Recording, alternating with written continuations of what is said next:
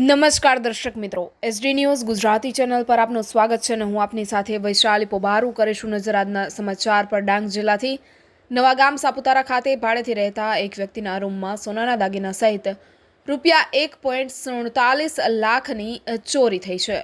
ડાંગ જિલ્લાના નવાગામ એટલે કે સાપુતારા ખાતે રહેતા દીપકભાઈ નાનાજી શેવાડે, જેઓ નવાગામમાં ભાડાના મકાનમાં રહેતા હતા અને મૂળ મહારાષ્ટ્ર કળવણના વતની છે, જેમના રૂમમાં કોઈ અજાણ્યા ચોર ઇસમોએ દરવાજાનું તાળું તોડી લોખંડની કડી કાપી ચોરી કરવાના ઈરાદે રૂમમાં પ્રવેશ કરી રૂમમાં રાખેલ 2 પતરાના કબાટ ખોલી કબાટની તિજોરીમાંથી રોકડા, રૂપિયા તથા સોનાના દાગીનાની ચોરી કરેલ હોવાની ઘટના પ્રકાશમાં આવી છે, જેમાં તિજોરીમાંથી રોકડ ₹40,000 તથા સોનાના દાગીના જેની કિંમત ₹1,07,366 એમ મળીને કુલ કિંમત ₹1,47,366ની માલમત્તાની ચોરી કરી તસ્કરો ત્યાંથી નાસી છૂટ્યા હતા।